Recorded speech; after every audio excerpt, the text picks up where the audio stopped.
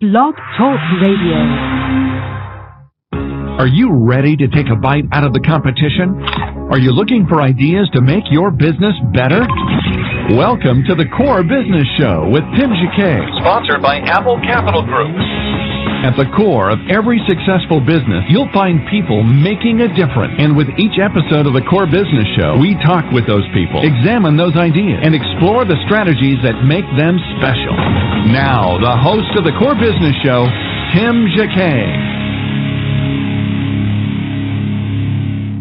Well, good afternoon, everybody, and welcome to another episode of the Core Business Show. I'm Tim Jacquet, your host. Today, my guest is Grayson Warren Brown. Grayson is an international known liturgical composer, author, recording artist, and speaker. He has published 6 collections of liturgical compositions. And if you want to speak to Grayson, we invite you to call in at 347-324-3460, 347-324-60, or you can pose a question in the chat room on Blog Talk Radio, or you can go ahead and Twitter me at #Apple Capital. Again, # Apple Capital, and I'll go ahead and read the question on the air. Grayson, welcome to the show. Thanks, Tim. Good to be here. Great. I guess to begin with, kind of tell us about yourself and how did you start this journey of being this revivalist and composer, and if you can kind of give us the journey from your start to today. Well, I started out in a little parish in Brooklyn, New York, with St. Anne's Church. And St. Anne's was kind of in the Fort Greene, Farragut section of Brooklyn, down by the old Brooklyn Navy Yard. Mm-hmm. And it was almost sort of by accident.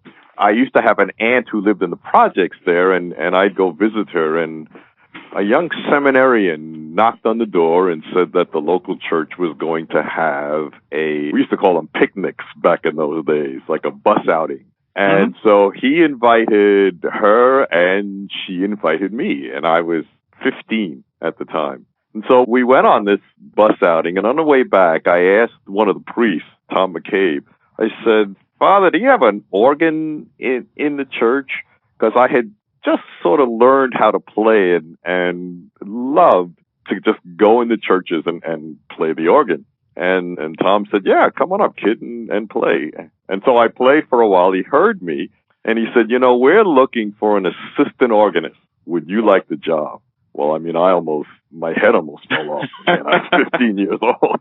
To actually get a gig being the organist in a church was really something. And I grew up Episcopalian, and in the Episcopal church, the organist was kind of like the second most important guy in the church. So again, as a 15-year-old kid, I mean, this blew my socks off. So I said, sure.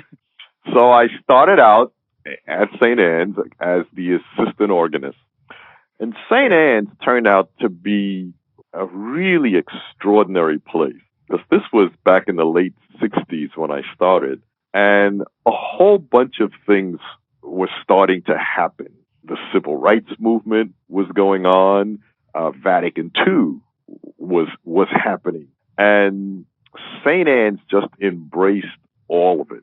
I mean, we were in an inner city parish, and one of the things, we got a pastor there whose name was Father Tom Mannion, and this guy was, I guess, one of the most extraordinary men I ever met in my life. Wow! And one of the things that all of the guys at St. Anne's said to all of us, that we needed to create a liturgy that was going to serve our people. I don't know, Tim, if you remember Father Clarence Rivers. Oh, definitely. Yeah, and Clarence had during all of again, Vatican II and civil rights movement, this black Catholic priest wrote this music called the American Mass Program. And for the first time, we started to hear music in the Catholic Church that was written kind of in our culture. Mm-hmm. And so we used all of his music at our church. But again, our priest said, we need to create stuff. We need to become creative so that we can really serve our majority Black and Hispanic population. And again, this is way back in the late 60s, early 70s. Mm-hmm. And so he started to encourage me to write some music. And I began to do that. And then one day I had a chance to actually meet Clarence Rivers. I had written some music we were singing in our parish, and I brought it to him, and he listened to it, and he said, he basically said, "Kid, this stuff is pretty good. Let me see if I can get it published." And through his help, my first collections were published, and that's what kind of started me on this journey that I've been on for 45, 46 years. Wow, that's amazing. Wow. In your journeys, I think with talking about the Presbyterian Church itself and going to a Catholic church, was that an easy adaptation, or how was your experience going from the High Church or the Presbyterian Church and then going, I'm sure you came after Vatican II, and we're still in the infancy during that time. How did you transition from one to the other? Was it fairly easy, or during that church they was still coming out of that pre-Vatican II, still High Church, and moving forward? How did you transition to that? Well, it was interesting, and it was Episcopalian is what we grew up. And, I was able to bring to St. Anne's our Episcopal background in liturgy. And, in one sense, it was kind of a strange combination, because we were kind of a high church, Episcopal church in an all-black, poor inner city area. Our church was St. Timothy's. And, we had priests who really believed in a lot of the high church Anglican style of worship. But we also had a culture of tremendous singing in the Episcopal church. I mean, everybody sang. It was just everybody full-throated would sing all the old hymns. We didn't do gospel music in our church, but the equivalent of our gospel music were the old hymns like Stand Up for Jesus, Some Mighty Fortress is Our God, things like that. And I mean, people really, really belted that out. So when I came to St. Anne's, I came with that background and noticed that there wasn't a strong culture of singing. Well, I kind of need to correct that. There was a culture of singing in some things, like novenas and things, and Marian hymns were sung with great passion. But at Mass itself, there wasn't a great deal of full-throated congregational singing, which is what I had been used to. So I kind of brought some of that as we were getting into Vatican II and learning new music. I kind of brought that whole expectation of a congregation singing out with me when I came to St. Anne's. I couldn't understand for the life of me why people wouldn't sing in church, because when I was growing up, singing was kind of like one of the best things about going to church. So I did bring that with me, but I had never intended to convert from Episcopalian to Catholicism. It was my plan to continue to go to my church and play at St. Anne. But what I noticed was after 2 or 3 years, the people at St. Anne's really became my worshiping community. They became my family. And again, being so young, like starting at 15, 16, 17, I noticed I had a whole lot of mothers who were there, who were taking care of me, and they just became my family. So in some ways, my joining the Catholic Church was more about joining St. Anne, because they had all these people who cared about me, who loved me. It's your community. Yeah, it was my community. Yet I wasn't eating with them. I wasn't going to communion with them. And I just thought, this has to change, because this really has become my family. Absolutely. Now, this is kind of an age-old thing with Catholics really don't sing. And I know you do several sessions on helping parishes in your seminars to help them sing. In that case with St. Anne's, and a case throughout the entire country, why Catholics really don't sing, really, like as you say, full throat for some reason? Well, one of the things I find is that, like, I do a whole bunch of parish missions around the country. And if you were to come to any of the parish missions that I do, one of the things that would surprise you would be to hear how much Catholics can sing. I mean, at our parish missions, we have people, again, singing as well as any congregation in any denomination anywhere. Mm-hmm. But the way that I get that to happen, I always on the first night do this whole thing about letting people know that everybody has a voice that's pleasing to God. And I always kind of kid people and say, God loves your voice, even if God is the only one that loves your voice. Mm-hmm. But singing in church isn't about always getting all of the right note, getting everything at the right pitch. What singing is supposed to be is a way of getting what is inside out. You know, sometimes when words are not enough, you have to do something that can really tap into the emotion. I liken it to, like, for instance, any sporting event. And this goes beyond all cultures and everything. When someone's watching the Super Bowl and someone scores a touchdown, what you have basically are people singing. It might not be a melody, but you wouldn't get 70,000 people all just saying, boy, that was really nice that our team just scored a touchdown. No, I mean, they have to get down inside and just, you know, it's yelling, it's exclaiming, it's something. And really, in church, what singing is putting that emotion, that thing that is stirring up inside of you, and just putting it to a melody. That's all. But it kind of comes from the same place, which is why when I do a lot of workshops on singing, sometimes I say the problem we have with singing has very little to do with music.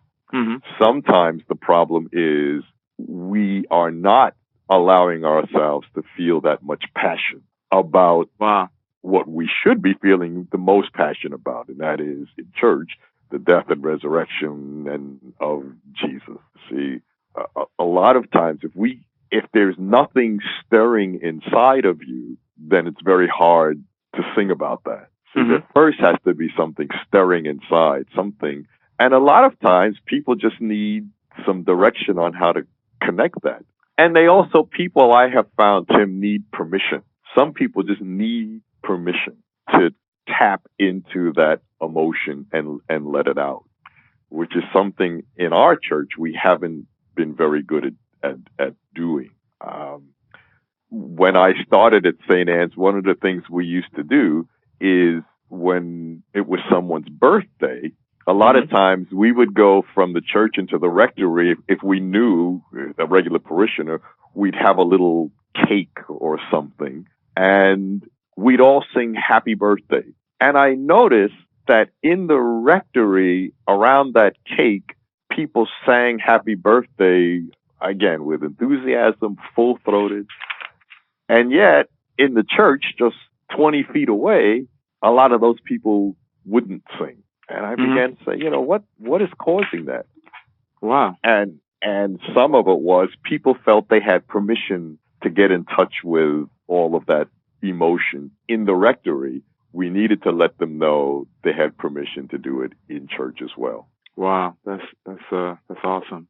Yeah, it's kind of, I guess they don't want to show their true emotions, so by singing, probably they're showing something that going out of their comfort level and one singing, open their soul to people looking at. So I guess it's just a self-conscious thing. Maybe it's not always the way you sing. It's probably, it can be to the point that you don't want to show this particular emotion. But go ahead. No, and I was also going to say that one of the things I hear a lot at the parish missions, it's kind of a funny and tragic story at the same time. But I can't tell you how many people came up to me and said that when they were young, and many times going to our schools, they would start to sing, and some teacher would say to them that their voice was disruptive and that they should just move their lips or something.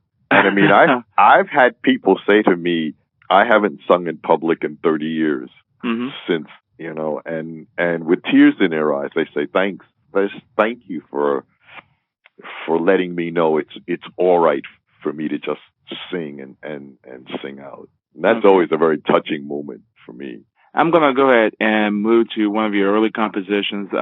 Lord Have Mercy. And then we'll talk about your first three projects that people even today still sings. So this one is called Lord Have Mercy by Grayson Warren Brown.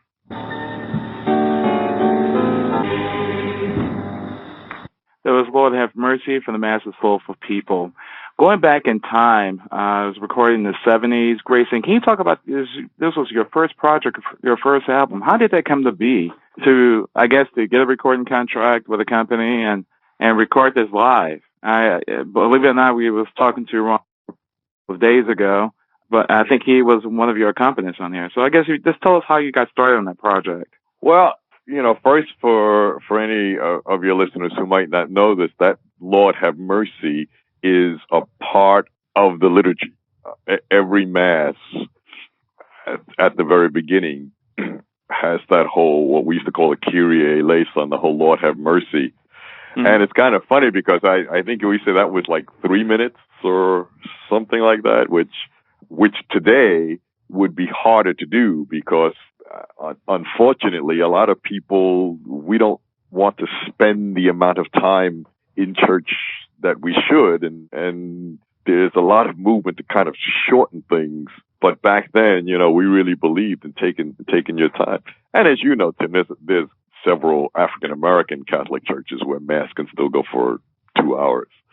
But I was just kind of smiling to myself thinking, man, be a lot of churches today, if we tried to do a 3.5 minute Lord Have Mercy, they'd be saying, hurry up. Believe it or not, I guess across the country, I've been at several Anglo churches, and they really, it's pretty much almost the same. It's going to be 2 minutes or something or 3 minutes. So you're really skating around the same amount of time. I think as long as the performer, the cantor does it well, then, sure. That's the key. Yeah, then they overlook it. But if they just kind of just scraping by and you holding your fingernails on the chalkboard, screeching, then we have a different story. You shut up or something? But if they sing it well and they feel that passion in their heart and it is really speaking to them, they really don't mind. Sure. See, and once again, if that passion is there, if this isn't all just top coat, if we go inside and that passion is really there. The reason that I wrote a Lord Have Mercy that took that long was because I believe, with all of the mess that we do all during the week, all of the times when we're not taking care of each other, the times when we have failed, we need some time to really sit down and think about that and ask the Lord, please, have mercy.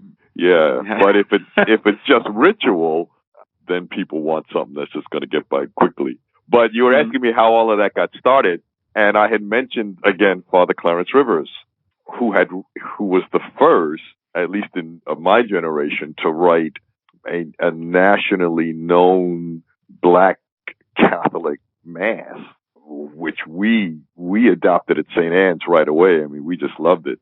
So Clarence Rivers was kind of like a rock star to many of us.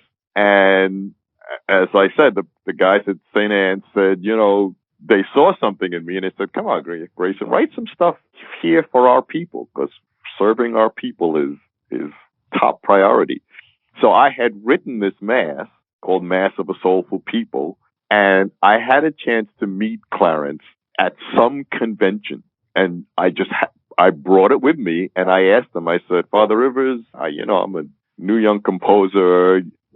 Would you just take a look at this and listen to it? And much to my surprise, because I'm sure Clarence had stuff shoved in his face all the time, he took it and he listened to it, and he said to me, this is really good stuff. He said, I really think you have a future. And at the time, he had established a publishing company himself called Stimuli Incorporated.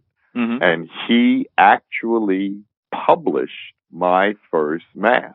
Now, he didn't record it. At the time, the largest Catholic recording company was a company called NALR, North American Liturgy Resources. And he contacted the people at NALR and sent over the music and said, I think this young man has a lot of potential, and I've heard his mass, and I think it's really worth publishing, and it's worth recording. So that sort of got me in the door at NALR.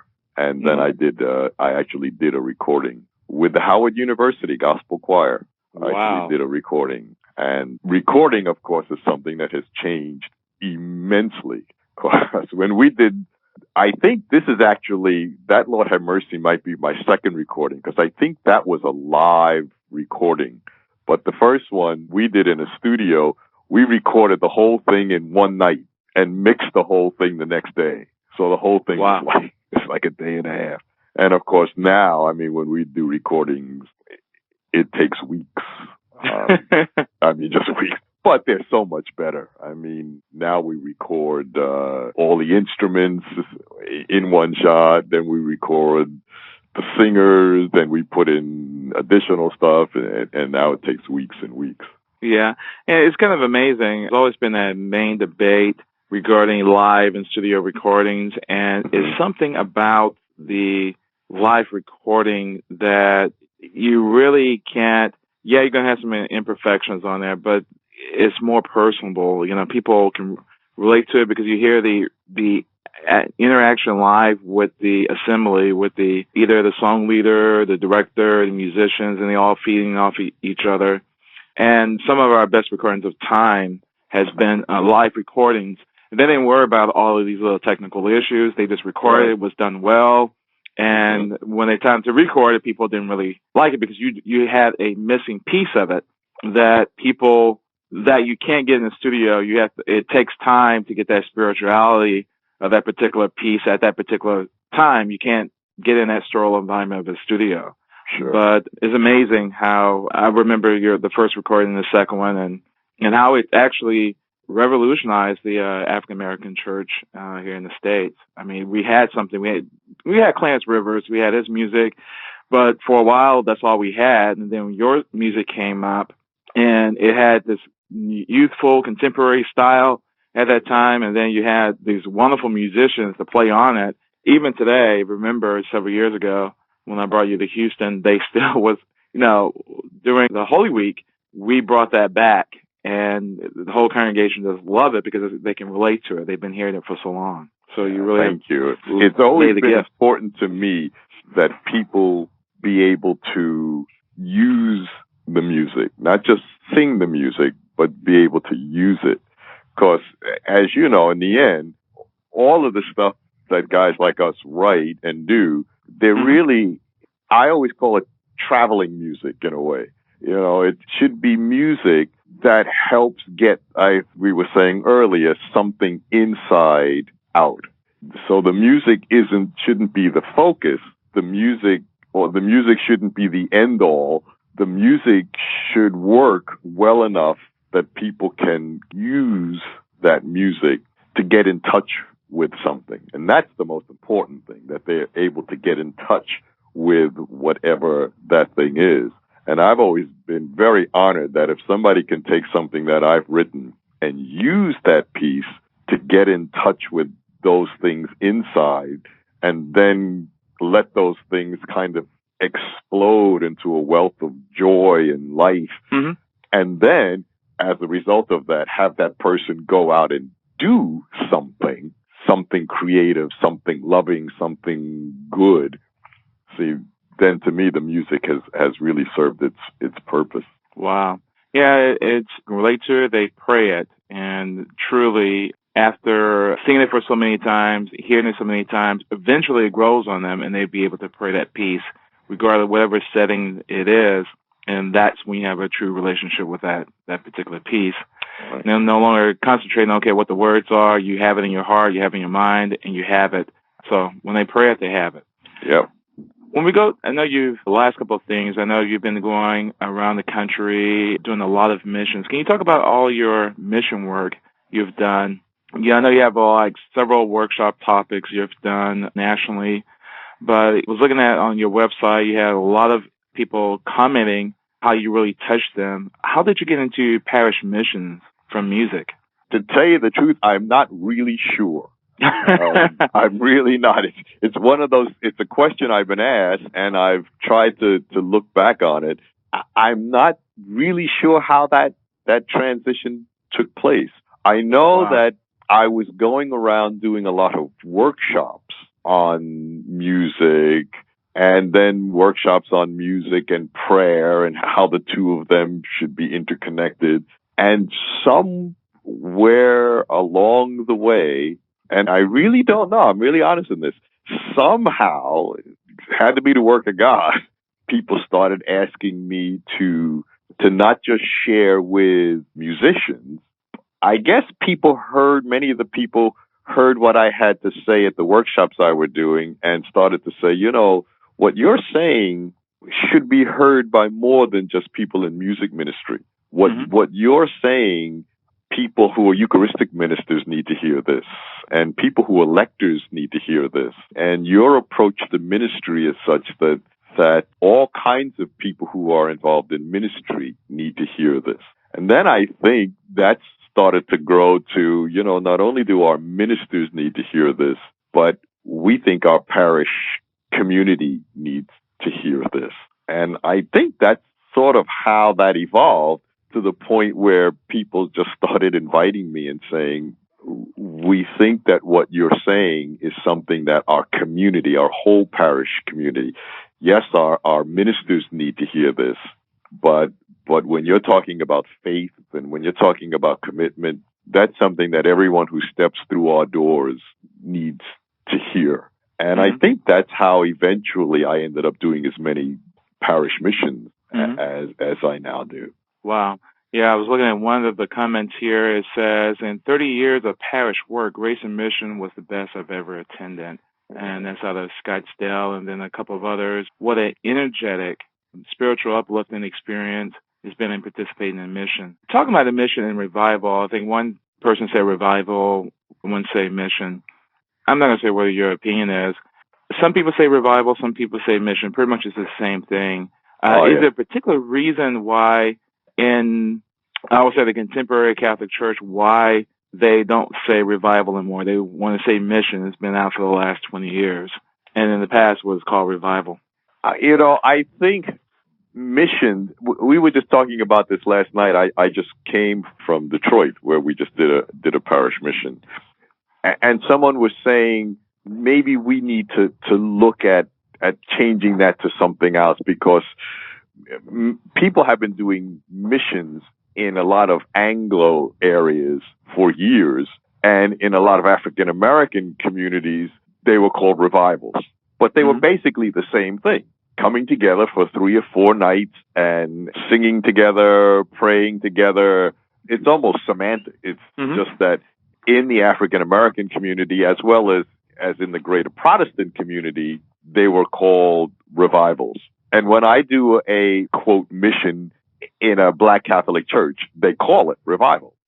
But basically, I do roughly the same thing, where we get the parish community to come together for 3 or 4 nights and really concentrate on who we are and how we can better serve the Lord by serving each other, which is a big part of the message of my mission. I just have a strong belief that church was never meant to be the end. It was meant to be the beginning. We come to church to be re-energized, to be refueled, if you will. But then you have to take that and go out into the community and do something with it. That's where the work of Christ is out in that community. So, like, with all of my missions and revivals, I'll talk about faith, I'll talk about the power of God, but I'll always talk about it in the context of, you come to this place to first hear the Word of God, and then to be empowered to do the Word of God. But then you got to get up out of those pews and go out there and, in fact, do the work of God in the community and in the world. That's where. And then, having used all of that goodness, all of that energy, you come back the next week to be refilled or refueled, if you will, but then always to take that and go back out into the community, into the world, and do the work of God, to do some kind of good. I'm going to play a small clip for 2 minutes about one of your missions that's on your website. Then we'll talk about, I think, your Jesus Gate book and talk about close towards the end. And we'll say, okay, if you have any projects in the future that you can be doing, go ahead and talk about those and how you would like to be remembered as Grayson Warren Brown. So I'm going to goodness. remember, this lives forever beyond us. Boy. So, okay, so I'm going to play your short clip of one of your missions. Hold on. Sure. There was this blind beggar named Bartimaeus. He hears a noise. Scripture says, he says, "What's going on?" And someone says, "Jesus of Nazareth is passing by." At which point, Scripture says, Bartimaeus jumps up and begins to shout, "Jesus, Son of David, have mercy on me. Jesus, hey, Jesus, Son of David, have mercy." Now, Scripture says people told him to be quiet, but you know what that was about, don't you? They were so embarrassed. They were like, "Oh my God, it's Bartimaeus. Wasn't there a committee formed to deal with Bartimaeus? Oh my God. He's not from here, Jesus. He's just visiting. He ain't one of us." They were so embarrassed. They didn't want him carrying on. And mind you, they didn't care why he was yelling. All they knew was the way he was acting was not the way people act in Jericho. Can I tell you a secret? I go to a lot of churches all over the country. I've been to a couple of our churches whose nickname could be Jericho. Hello, huh? Oh yeah, I've been to some churches. Lord, if someone starts to sing a little loud, everybody in that section will turn around and look like, "Excuse me?" Lord, if somebody were to raise their hands, you can see the ushers speaking into their lapels. "We have a hand raiser in pew number 6. We got this." Okay, that was Grayson. That was from your website. I guess we talked about that earlier, the emotion. I guess just move on regarding Jesus Gate. I know I can't remember during that time, there was something that happened in a mission somewhere, and I think this was like 2000 or something. The origins of you writing Jesus Gate? No, I don't think the origins of my writing Jesus Gate was once again going back way back in St. Anne's, and I had told you that creativity was really flowing back then.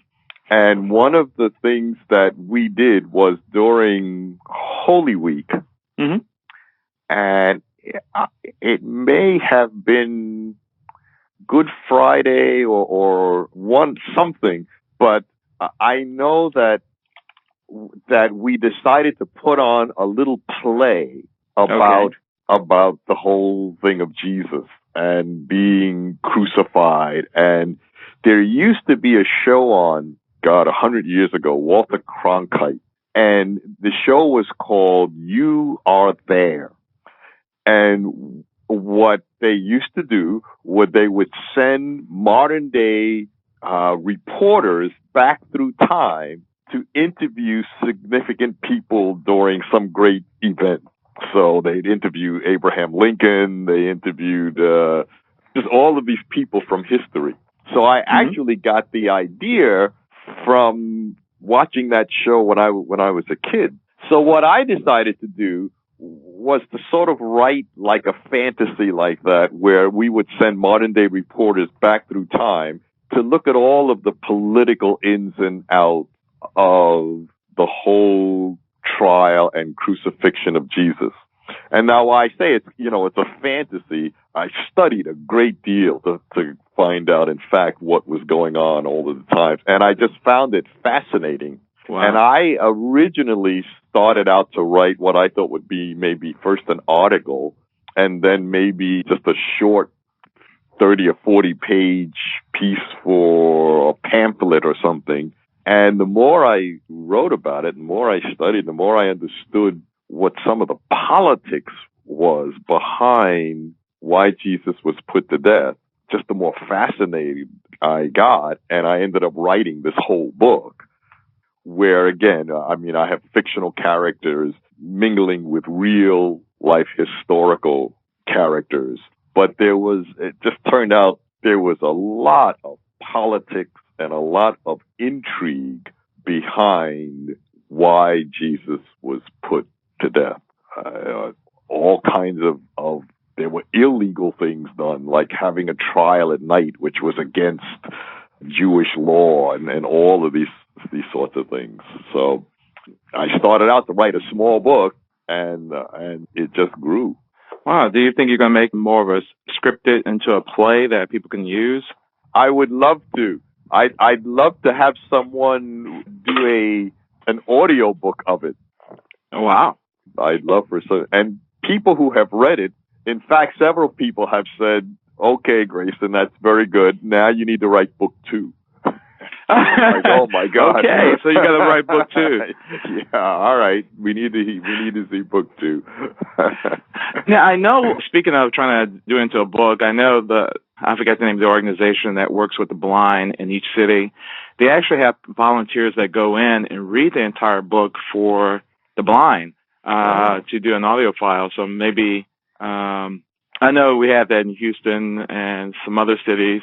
But I know that it's part of the national organization for the blind. And again, they have volunteers that sit there and just read the entire book, do an extremely good job with it for people who want to listen to it. So maybe that's an option there to become into an audio book.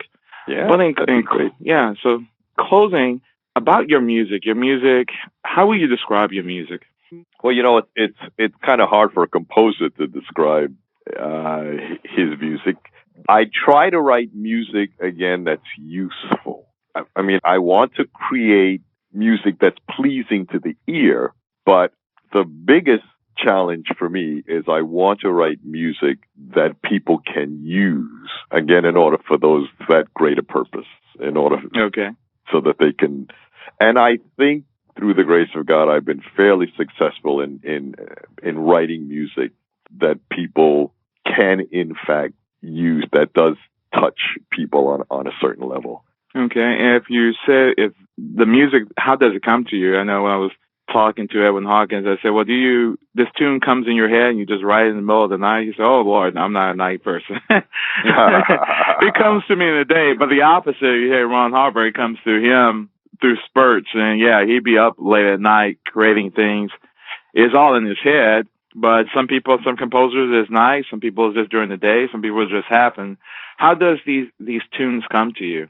I guess with me, it tends to just happen. I've been in the shower and something has popped in my head, and I thought, oh yeah, this would be something. As soon as I get out of the shower, it'd be something I should sit down and make a note of. And sometimes I'm inspired through something I read, through a psalm. A lot of my stuff comes from the Psalms, because I think they're a tremendous source of beauty and power. The old hymn book of the Bible. That's right. If there's one song that you've written that really speaks to, say, who Grayson Warren Brown is, out of all your compositions, what particular song would actually say, this is Grayson Warren Brown? Boy, that's a hard one. It might be Been So Busy. I figured you was going to say that. Been so busy. Yeah. Been so busy. Praising my Jesus. I ain't got time to die. Got time to die. Wow. And it goes with that. How we like to be remembered. This one thing about podcasts, they're going to be here forever. And beyond you and I are gone, this is an archive of Grayson Warren Brown. How do you like to be remembered in the future? Well, I'm afraid I'd have to steal something from Captain James T. Kirk of the Starship Enterprise. There you go.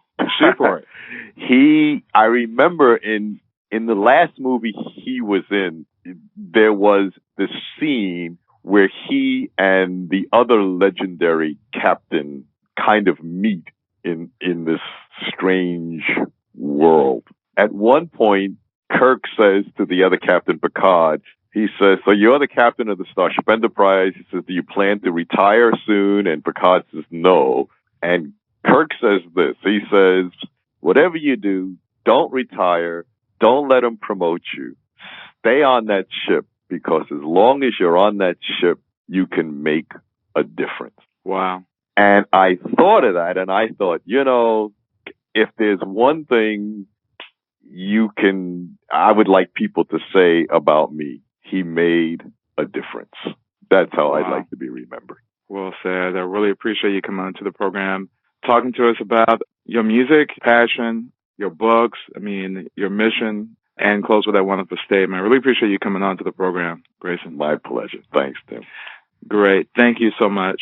Again, Grayson Warren Brown. This episode can be downloaded on iTunes or on Blog Talk Radio /Apple Capital Group or blog.Apple Capital Group. An outline of this episode will be put on our website. Also catch us on our new syndication station, which is WFBCradio.com. Again, it's WFBCradio.com, which is a gospel station out of Lake Charles, Louisiana, that plays gospel music 24 hours a day. They'll begin syndicating these shows beginning next week, all of our past episodes and also our daily broadcast. So again, thank you for listening. Tim JK.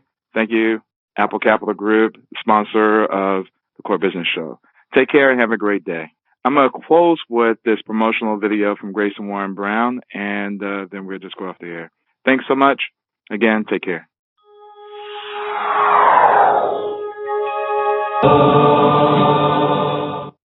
Thank you for listening to the Core Business Show with Tim JK. For more information about equipment financing and asset-based loans, visit our website, applecapitalgroup.com. That's applecapitalgroup.com. Or call us at 866-611-7457. We hope you'll join us for our next episode. And remember, you can always get to the core via iTunes. You'll find all our previous episodes there. And thanks again for listening to the Core Business Show with Tim JK.